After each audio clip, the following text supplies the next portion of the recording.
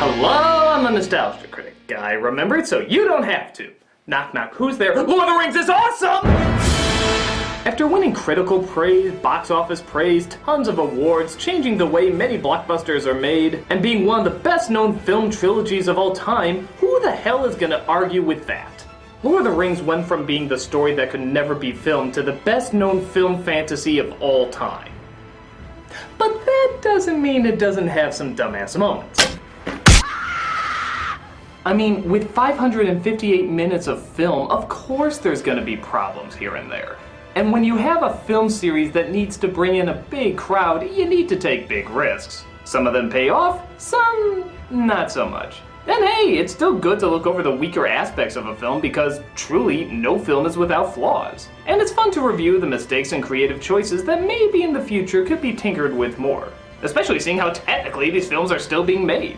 And while on the subject, I'm not going to put the Hobbit films in there, seeing how they're still in the process of being put out. And I'm also not going to draw too many differences from the books. It's an adaptation, things have to be changed, I get that. I'm only judging these goofy choices in the realm of the films themselves. So, let's look over one of cinema's greatest accomplishments by acknowledging its top 11 greatest downfalls. Why top 11? Stupid fact, Hobbit. This is the top 11 dumbest Lord of the Rings moments.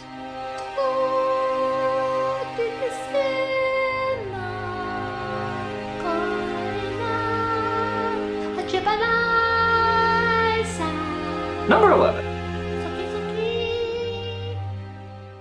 Just letting Gandalf die. Yeah, kinda shocked nobody ever talks about this one.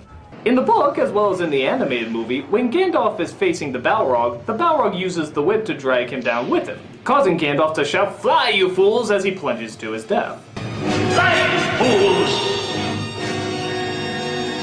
But in Fellowship, he hangs onto the cliff, most likely trying to make the line more dramatic. Fly, you fools! But the question is, if he's hanging onto the cliff, why is everyone just looking at him? Nobody thinks to run over and actually pull him up. Go! Save him! He's right there! You still got time, you little idiots! No, I take it back. Frodo does. It's one of the few times he actually tries to take action. But what do? They hold him back. Why? There's no reason to. I suppose if you wanted to go out on a stretch, you could make the assumption that maybe the orcs are firing at them. But hell, if you're just going to stand there and look at him anyway, the very least you could do is be a moving target by walking forward and picking him up. But, Boromir is like, No, he's gone. Bullshit I am, I'm right here! He's never coming back. I haven't even left yet. We must move on without him. I can hear every word you're saying. Remember, he told us to fly. Yes, fly forward and grab me, please. He will live forever in our hearts. I'd much rather live the real way. Our friend is gone. Oh, fuck this noise. Tell Bilbo I never liked him! It still makes no sense whatsoever. The only justification I can have for this is that, well, it did give us a cool intro to Two Towers. I mean, come on, that opening was awesome. Even if they did land in a giant lake and somehow ended up on top of a mountain. In fact, why were they concerned for him if he could survive a fall into a lake and yet still have the strength to walk up to the top of a mountain? I've nitpicked this enough. Fly, you fools!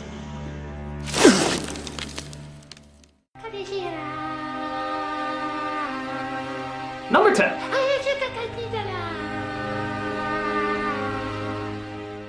Those bajillion endings. Yeah, y'all knew this was coming. On the one hand, you can't blame these people for having an ending that goes on forever. I mean, it's wrapping up 3 very big, very long movies. Lots of characters and stories need closure. But that's not what I necessarily take issue with. What I take issue with is the fake-outs. Every other second, it looks like the credits are about to roll. Instead, they keep the plot coming.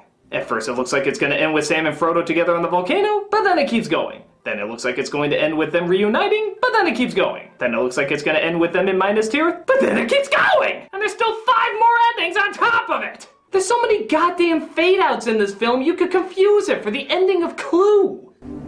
Here at the end of all things.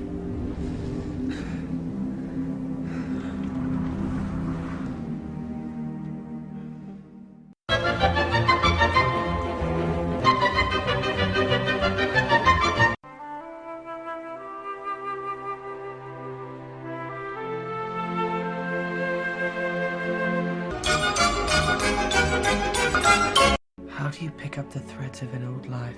It doesn't help either that ending 1.2 looks a whole lot like a curtain call. Ladies and gentlemen, your Lord of the Rings players!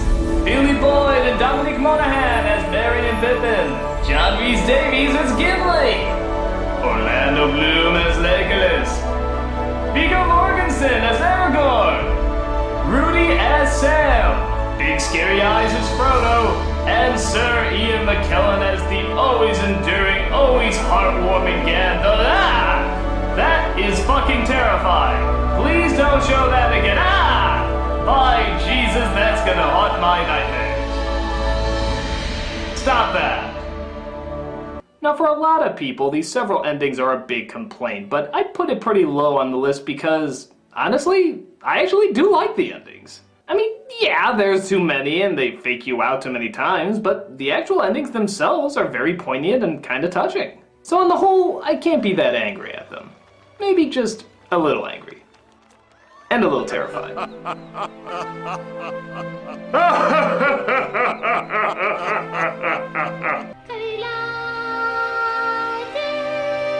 Number 9.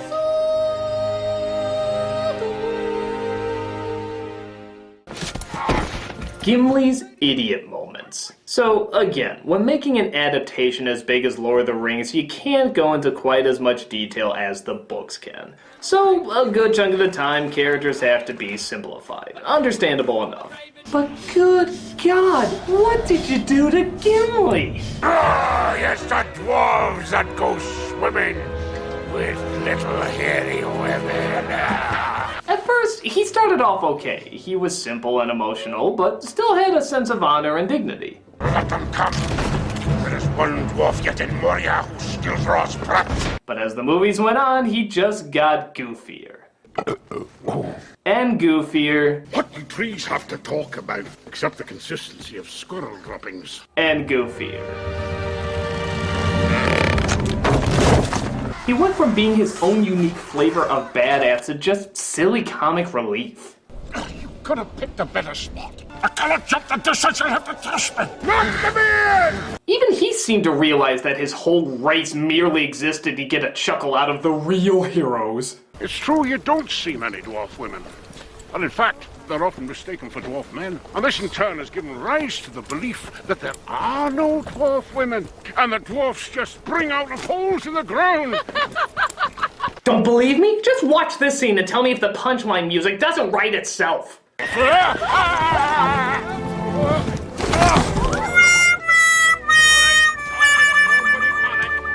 It's ironic that we would have to wait for a prequel to actually get a dignified dwarf character. But until that time, we only had Gimli as the dignified representation of the dwarf. Oh. Salted pork. Thank God he had his badass moments in there too, because if not, I think this would be Middle-earth's interpretation of dwarf blackface. It's a little tight across the chest. Salted pork.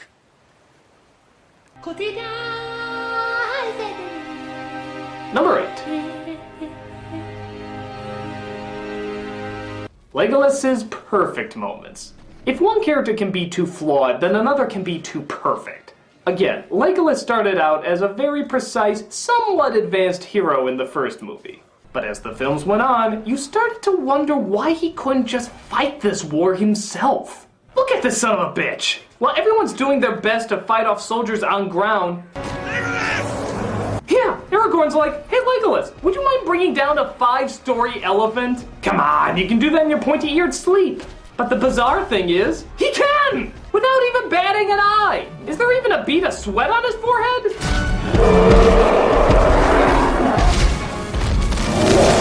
I'm the motherfucking T-Rex!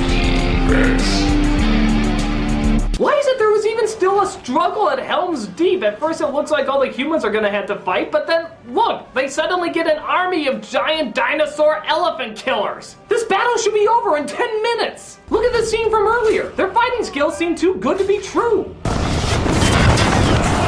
Aha! We knew they would come at us in descending order from left to right, resulting in this cool-ass shot. Everything is coming up hell.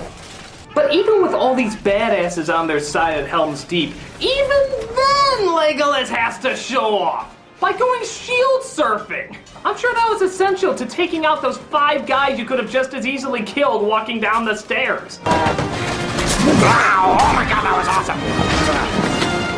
In fact, I'm surprised Legolas didn't just end this whole war in one foul swoop. He's so freaking perfect, I'm sure he could do it! Legolas, a great evil is spawning in Mordor. Fear not, my flawed mortal friend. I shall handle this.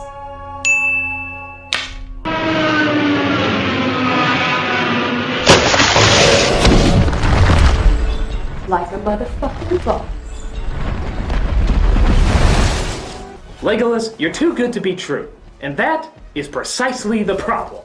I'm the motherfucking That still only counts as one! Number 7.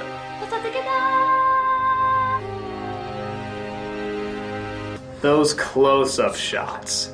I've mentioned this before, how a lot of movies and shows back then felt they needed to get a lot of wide-angle close-up shots. This would be fine if the idea was to create an uncomfortable scenario, but for a while, it seems like a lot of directors did it just to be different and artsy. And here, it's no exception. While this decision did tone down big time in the other 2 movies, and thank God for that, we had to put up with quite a lot of it in Fellowship of the Ring. And don't get me wrong, sometimes it's called for, like this scene where Frodo's about to put the ring on at the Prancing Pony, which, by the way, might not be the best name for a place like this. I look at the atmosphere and I feel more the decaying mule. But like I said, here it's supposed to be a little off and uncomfortable, so the close-ups work. But come on, when Bilbo is just talking normally, do we really need to be this close? Even when Gandalf is saying goodbye, look at that! You can count the wrinkles under his eyeballs! How would you like it if I filmed conversations like this? Hey Malcolm, did you hear they might be getting a new judge for American Idol? Yeah, I heard they might be getting a new host too. Oh really? You mean they're getting rid of, what's his name? Yeah, what is that guy's name again? Is it Seacrest? Is he safe? I know we're supposed to feel close to the characters, but good God, we don't need to be this close. Is it secret? Is it safe?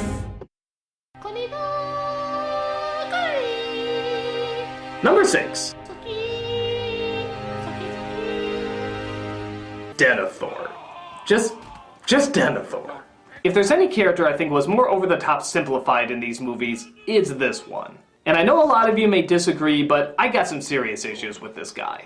Everyone describes him as a Shakespearean villain, being very complex and very sympathetic. Well, I'm glad you guys saw that, but for me, I just saw a crazy asshole. The whole time he seems to have just 2 settings, extreme jerk or extreme nutball. Yeah, when he's not frowning or slobbering or shaking his head screaming, that leaves very little room to actually feel sorry for him. Which I'm told is the intention they were going for. You will not take my son from me! The line has ended! Gondor is mine! Abandon your post! Leave for your life! It looks like there was supposed to be a real tragic element to him. Like, he used to be a dignified steward and has gone mad with power. But there's just so little dignity you can see in this guy. And I know the idea is that he's supposed to have lost all his honor, but you're supposed to give some idea that there was some honor there to begin with. And you don't really get that. The only time the guy actually had sympathy from me was when he found out about Boromir's death, and, oddly enough, when Pippin is offering his services. Until my lord release me, or death.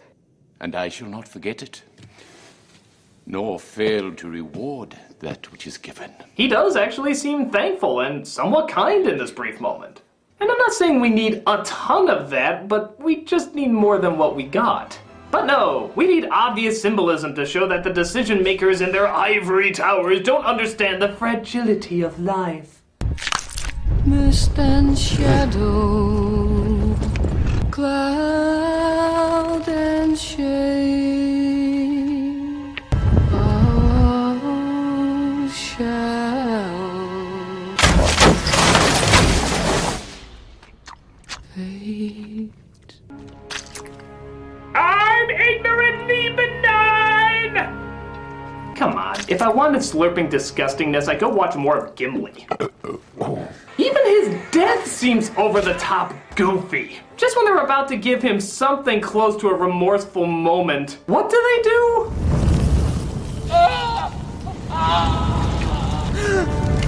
What? This isn't Lord of the Rings, it's a fucking Itchy and Scratchy cartoon.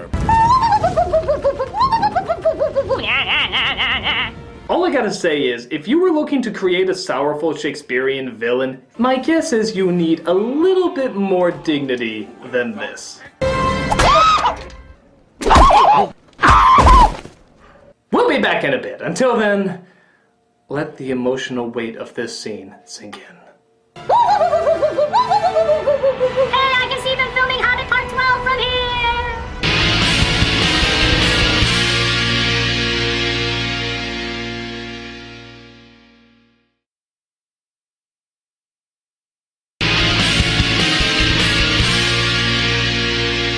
Fat men can burn. Fat men can burn. Number 5.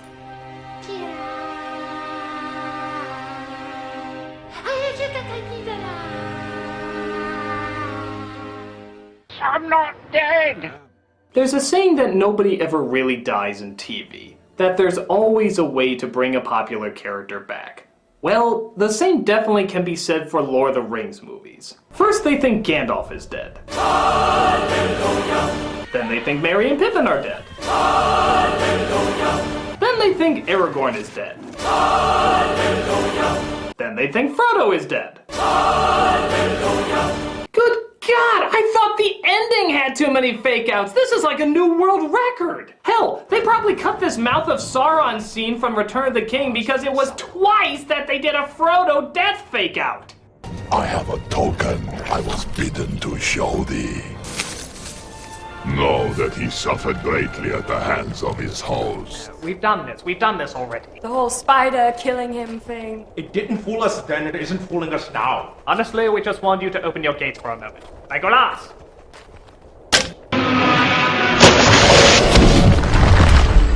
That still only counts as one.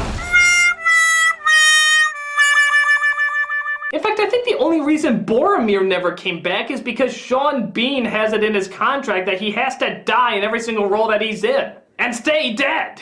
But everyone else? Death is just a roadblock to pass. It's like they build up that no matter what, these characters are fucking invincible. Look at this. How many times do they throw themselves into an army of killers and never even come out with a scratch on them? The funniest is probably this one with Aragorn and Gimli. That is fucking ridiculous. This long line of killer monsters all being taken down by 2 men. One of them half the size of the rest of them. Even in the final climax, they know they have nothing to fear. Listen to how they talk. Certainty of death? Small chance of success. What are we waiting for? We've done this a million times. Even if we die, we're bound to bounce right back. Hell, we have an entire army of dead people. It's like having a cold. You're out of commission for a bit, but you come back swinging. Nothing like walking through the valley of the shadow of death when that valley is just the size of a thimble. That is fucking ridiculous. Number 4. Arwen's life is now tied to the fate of the ring. Eh? Now, there's no doubt that Arwen's role has been expanded in the movies, and to be honest, I really don't mind. It's a bit of a sausage fest in here anyway, and hell, even the woman who does join the fight has to pretend she has a sausage. So having her do more stuff, I think was a welcomed addition. But then we get this really weird nonsense. Arwen is dying. The light of the even star is failing. As Sauron's power grows, her strength wanes. How the hell did that happen? We get something about the light of brouhaha that's now somehow tied to Sauron growing because I have no clue. It was made up for the movie, I guess, as a means to give Aragorn something else to fight for, or maybe keep her more out of the way so that their being reunited would mean more? I'm not sure what the intention was, but brother, does it make no sense. What is that light thing she gave up? If it makes her mortal, then how come none of the other mortal people in Middle-earth are dying? In fact, if it does make her mortal, then how come they were talking about how much it's gonna suck when she stays immortal in that other scene? In fact, hell, they made immortality look like such a bitch, she'd probably be welcoming death by this point. In most cases like this, you could say that it's explained in the book, but this was a new scene, and talked in very little detail about it. The more I think about it, maybe it would have been cooler if they wrote it that she went to fight with the rest of the army. She was originally filmed in the Helm's Deep battle until they edited her out. Wouldn't it be nice to give her a little bit more battle damage than a branch from a tree? Ooh, look at that scar! It shows she's tough and pushes on after battling prickly leaves. I don't know. If you're gonna expand the character, at least do it in a way that makes sense. Until then, look pretty, cry, and don't cut any hedges. Arwen's life is now tied to the fate of the ring. Eh?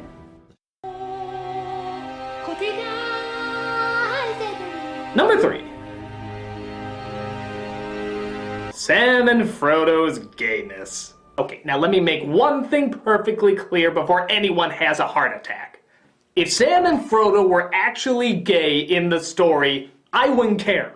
Hell, it'd be cool. Maybe they'd be the first gay characters in fantasy.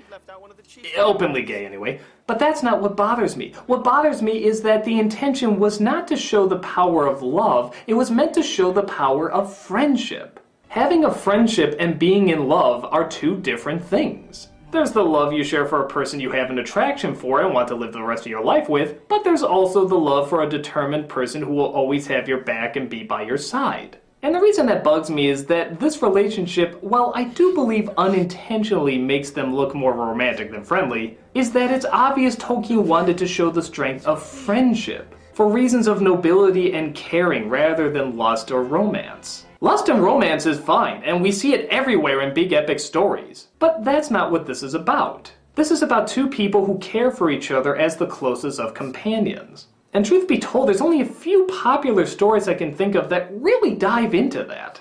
You don't often see two people of the same gender who give up their life for the other just for the reason of friendship. If it's opposite genders, fuck it, they'll almost always hook up by the end of the story. So that's why I think it's more important that a friendship element was played up more than a romantic one. And again, I don't think it was intentional, but it's still hard to ignore that it comes off that way. And so much of that comes from just how friggin' lame these lines are. Let's just look at some of these scenes again. Frodo was really courageous, wasn't he, Dad? Yes, my boy. The most famousest of hobbits. And that's saying a lot. You've left out one of the chief characters. Samwise the Brave. I want to hear more about Sam. Frodo wouldn't have got far without Sam. Now, Mr. Frodo, you shouldn't make fun. I was being serious. So was I. I'm just waiting for Gollum to roll his eyes and say, "Oh Christ, just propose already!" And even the friendship/romance doesn't always make sense. Frodo sends Sam away because he thinks he ate the last of the Lanvis bread. Fair enough, he's possessed by the rings and being manipulated by Gollum, but Sam actually starts to oblige until he makes this little discovery.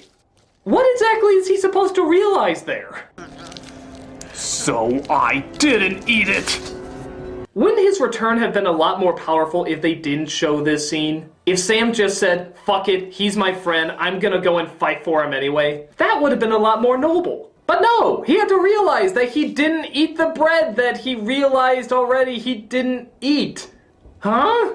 Like I said, I don't think it was intentional, but the more cheesy these scenes are played out, the more you can't help but think of a corny romantic novel. So you can't act surprised at the comparisons. And I think we all know there's plenty of those. Granted, at the end, the relationship does work. Sam gets married, Frodo goes on his own path, and they do share a connection you legitimately believe in.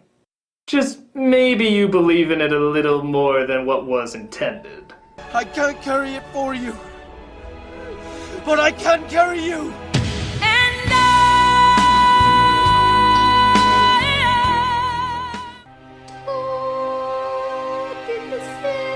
Number 2. Sarah... who? There is no doubt that the biggest fuck you to a character came when Saruman, the only human villain you have throughout any of these movies, was completely left out of Return of the King. What the hell? He doesn't even make an appearance, a wave goodbye, or anything. He just doesn't show up. This is the guy that was the center of the poster in the last film. Your major villain second to only that giant eye thingy. And he doesn't even get a little wave goodbye? What a ripoff. Now, in one sense, you could make the argument that Sauron is really the villain, so you don't need to spend a ton of time with Saruman anyway. But there's two big problems with this. One, the excuse that they give is not to go after him. That he's too harmless now to do any real damage. Fucking what? Well, let's just have his head and be done with it. No. He has no power anymore. The filth of Saruman is washing away. Yeah, he's learned his lesson. I mean, come on. What are the chances of an ancient evil that we don't kill all the way possibly coming back and biting us in the eye? That doesn't count. He's an eye. And second, they had a perfectly good scene of him shot and edited already. Yeah, if you go to the extended edition, it's right there, right at the very beginning. It ties up all loose ends. The connection between him and Grimer, a final send-off between him and Gandalf, and yes, they don't just ignore the big evil genius who could obviously cause trouble later. He's killed off. And in a pretty cool way, I might add.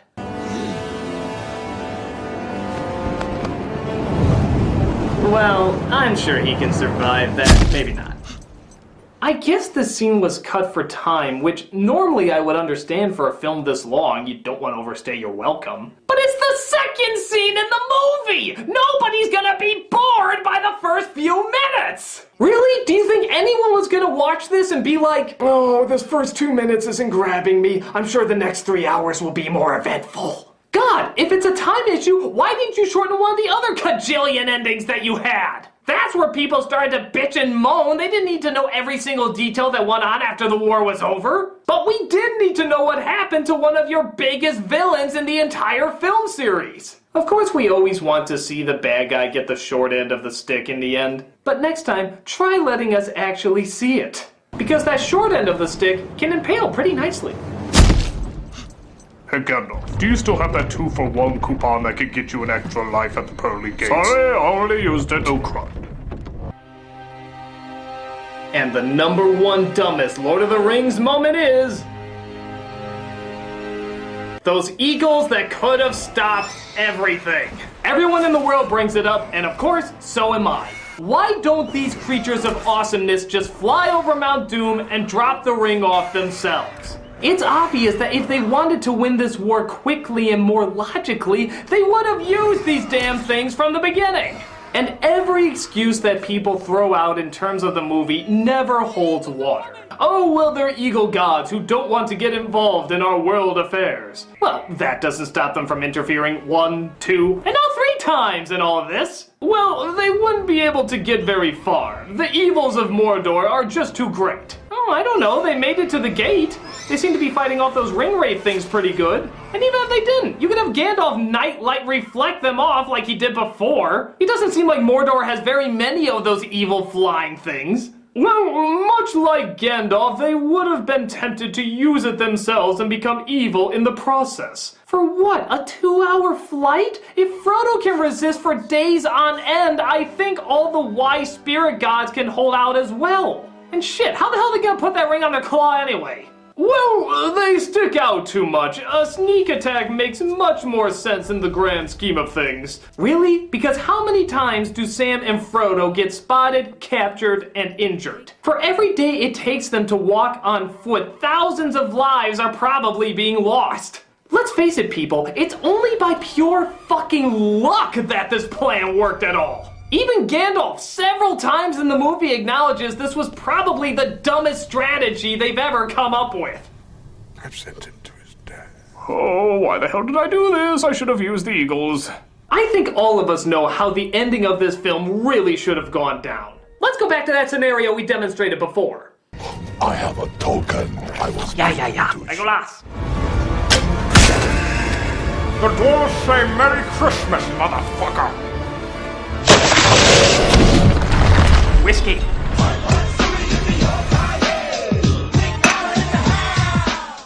Even the series how it should have ended gave their take on this. Well, that was incredibly easy. Yes, it was. Can you imagine what it would be like if we had walked the entire way? Don't be so... Oh my gosh, can you imagine? That's ridiculous. You can make up whatever excuse you want, you can say that some way or another this was the right thing to do, but for me, this is by far the dumbest Lord of the Rings moment. Now let's count down the most awesome Lord of the Rings moments. Oh wait, we can't, because there's too fucking many! Despite these problems, and I'm sure even more that exist, it doesn't change the fact that Lord of the Rings is one of the best film trilogies of all time. It gave so much, it changed so much, and as much as we like to poke fun of it, there's still just too much to like about it. As for me, I'm off to partake in the ancient Middle-earth art of dwarf tipping. I'm the Nostalgia Critic guy, remember? So you don't have to! Salted pork. Oh.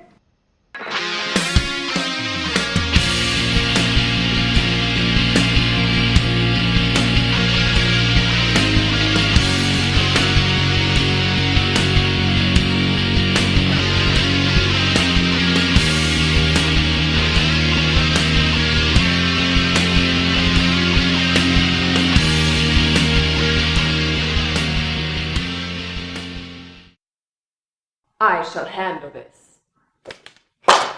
You missed. With little hairy women.